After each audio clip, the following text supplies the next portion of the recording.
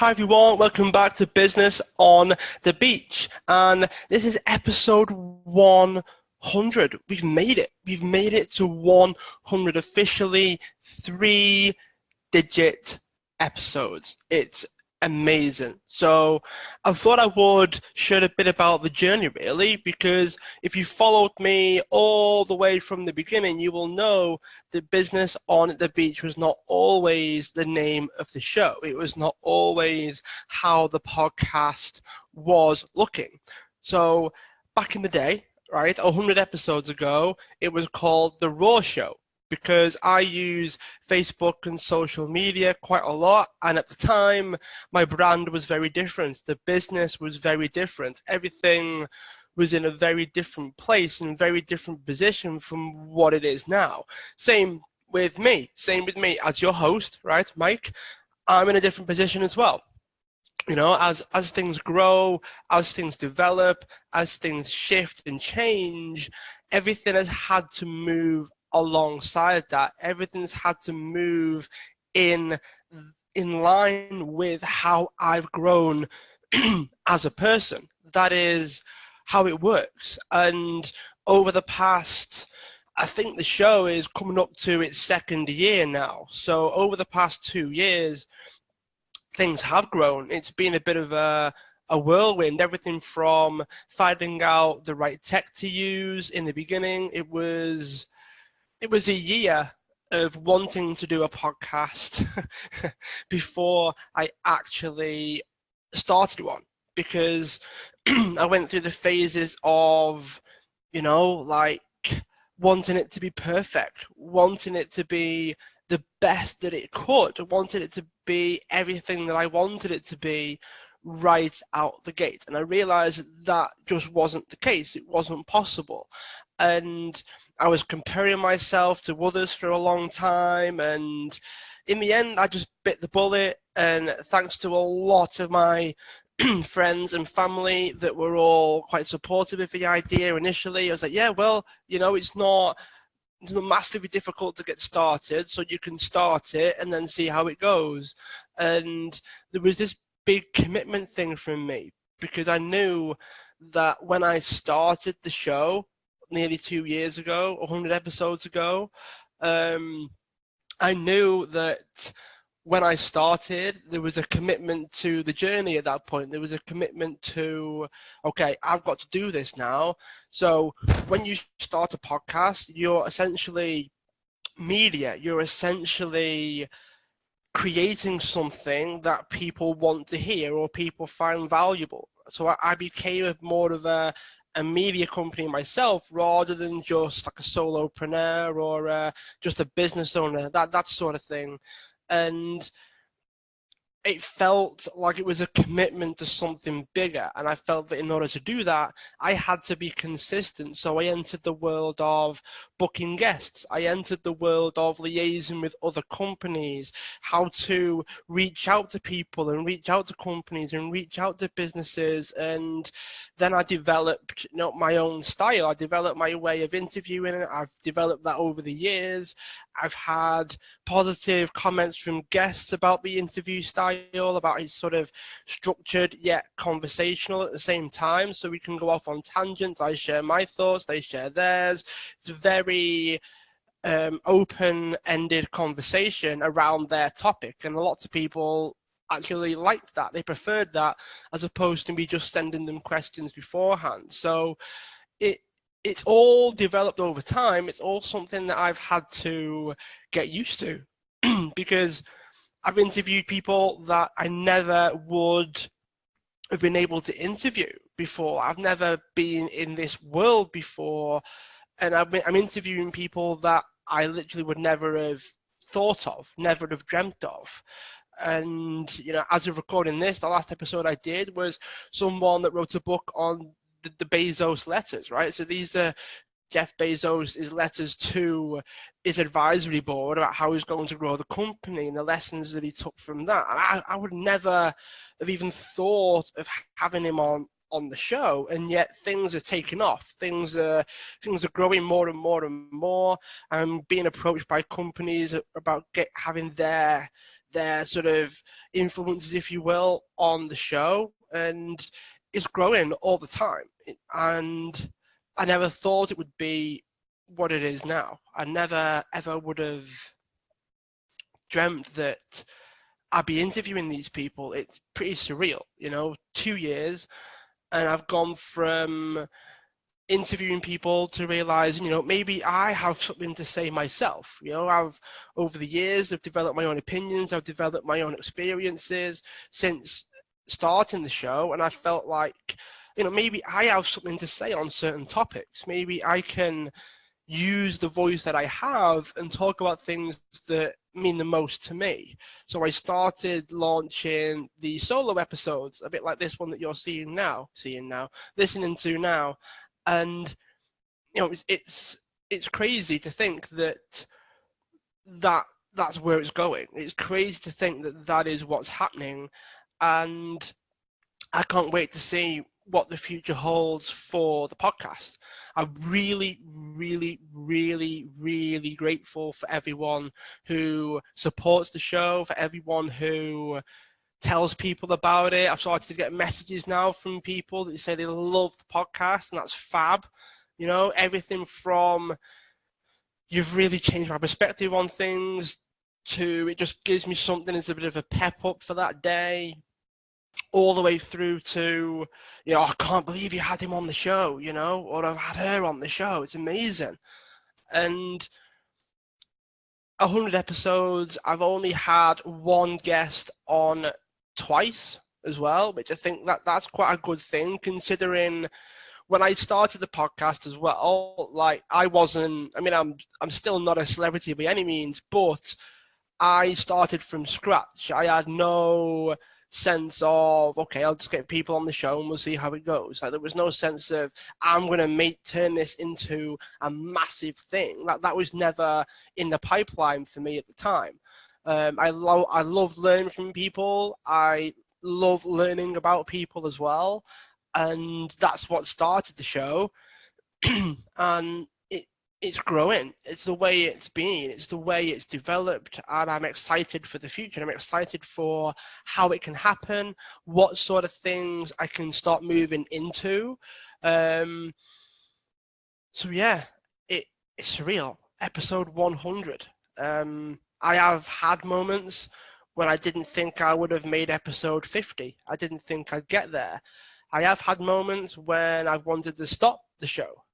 I've had moments when I've not enjoyed it as much. I've had moments when I've not really felt like getting out of bed and doing the podcast and all that sort of thing. And then when you realize how much goes on behind the scenes, the 20 emails, the social media, the maybe getting people on, and then there's the rescheduling, and then there's the whole always getting quite close to, I've nearly run out of episodes now. Like, I need to keep going, I need to keep pushing. And the world of media and the world of being somebody that people listens to was something that was brand new for me. And over the past year or two, I've got better at it. I've got more used to the process, which means easier. It's not difficult now for me to do this kind of thing, but it's took me about 2 years to get to that point. Those of you that are starting out, those of you that are not really sure whether a podcast is for you, just remember that I used my phone, and that's exactly the same headset that I'm using now. So my tech hasn't grown an awful lot in the past couple of years, mostly because I look at the sound quality at the other end and I actually don't hate it. So, and I've not had anyone say that the sound quality isn't good. So as far as I'm concerned, I don't need like a full studio to record the podcast for it to sound good. In my mind, that's as long as you can hear it, understand it. I haven't got like a massive amount of noise in the background. For me, that's okay, because it's about the value that comes across. It's about you extracting what you need or what you want from the show, and everything else is a bonus. So that was the aim. That's what's going on. That's what's in my mind anyway regarding starting a podcast. My advice is to start with what you have. I know someone that uses voice memos and uploads those. I know someone that records the whole thing using Anchor. It's possible. It's doable. The barrier for entry is lower now than it ever has been before. And there are very, very creative ways that you can maximize the audio quality as well. It's not like you need a studio, otherwise it's pointless being a podcaster. It doesn't really work that way anymore. You can do it with whatever you have. And, that I'm a byproduct of that. Things can change, things can grow, as this show has. And sort of from here, I just want to say thank you to the guests.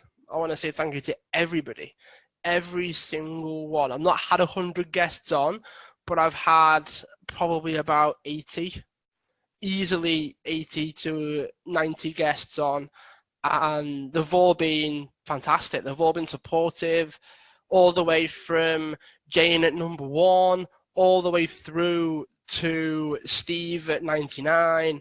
It's been a whirlwind. It's been amazing, I can't reel off everyone's names, just we'd be here for a while. But, it's amazing to see. It's amazing to experience, and to get feedback as well is amazing. I love it.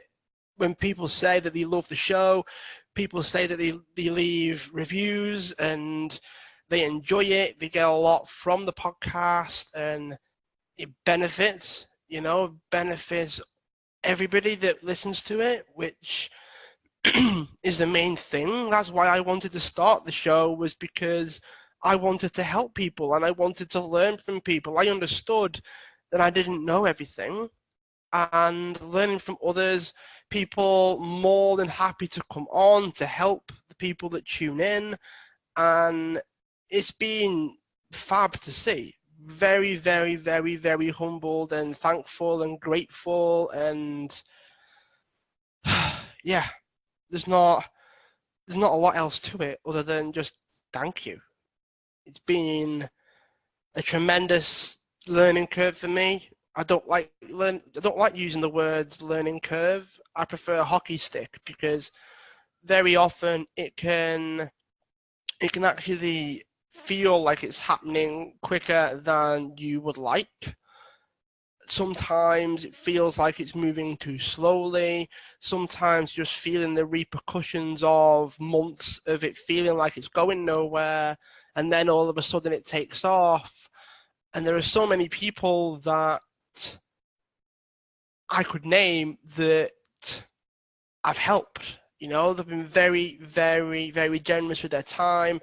A few of the companies that get in touch with me regarding guests for the show, they've also helped out with how to grow the show and how to promote it and how to get people listening. And it's just crazy, the level of support for people that have their own podcast. And yeah, it's truly amazing. I can't thank everybody enough. People that have believed in me from, before day one, because I had people that were convincing me to start the podcast back when. And, to this day, I still want to thank them. I still want to say thank you. And if you're listening and you're one of them, then you know who you are, right? It's goes without saying that everyone that's ever been on the show, everyone that's ever mentioned the show on their social media, everyone that's ever had a conversation with me about how the podcast has helped them, everyone that's had an impact on the show or on me in some way has got me to where I am today. And I could not be any happier about how the show is growing. And I can't wait for the future. So future, mostly the same. So if you're this far into the show, glad to have you here still. Yeah, future of the show, more solo episodes, guests as well. I'm also going to want to bring in things for just podcast listeners. So a lot of the content that I put out is obviously I share it on different places, but it's specifically for the podcast. I don't record things and put snippets out there. I don't take things from the podcast and distribute it all over the place. If you're here listening to the podcast, and a lot of this content that I'm doing is exclusively for the podcast, I don't also go out and record something for social media. A lot of it is standalone. A lot of it is exclusive. So if you're here, this is an exclusive channel of access to me. And what I want to do excuse me, is I want to do a couple of things. First thing, I want to talk to you. I want to come up with a way of talking to the people that listen in to the show. And that involves a live element. Virtual, but still live element. So people can come on and talk to me about a particular topic, i.e. the listeners. And I can't wait for this. It's something that I've been thinking about for a while. So what I want you to do, if you want to come on and ask me questions about a particular topic, then I want you to reach out to me. I want you to message me, whether it be Facebook or Instagram or through the Facebook group as well, The Productive Entrepreneur, which is, as of recording this, that is where I hang out the most. But yeah, reach out to me. Let me know what you think. Let me know what topic you want to talk to me about, and we can make it happen. It can be recorded, put it up on the podcast, and I'm thinking if I have maybe 2 to 3 people on the show asking me questions about a certain thing. Obviously, you've listened to my podcast before, so you know the types of things I do talk about, mostly around mindset and mental states and all those things. But yeah, I want to bring in a live element to the show. So reach out to me. Let me know if that's something that you are wanting to get involved with. Let me know. And yeah, I can't wait. It's going to be amazing. I can't wait to see how the podcast grows, and I'm excited. So, episode 100. Thank you to absolutely everybody that has touched the show or myself in some way. It's amazing to see, amazing to hear. And if you like this one and you want more sort of updates from me, then just let me know as well. Reach out. We can have conversations about it. More than happy to help if you have questions. And yeah, 101 coming up next week. 101. Wow. Who'd have thought it? We made it to 100. We made it to 100, everyone. We did it. We did it. We made it. Hopefully you've enjoyed this. Let me know what subjects you would like me to cover on the podcast. I'm excited to share my thoughts on whatever topics you might have. It's been amazing to talk to you.